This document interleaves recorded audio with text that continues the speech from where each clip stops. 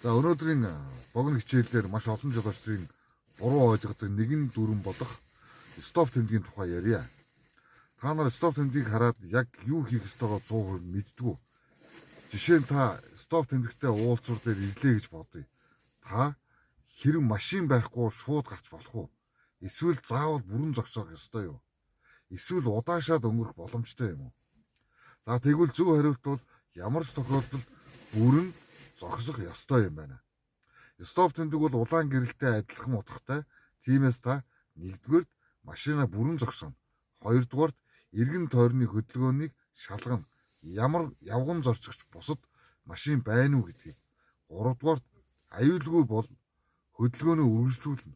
Зөвхөн удаашаад гарчихдаг хүмүүс олон байдаг.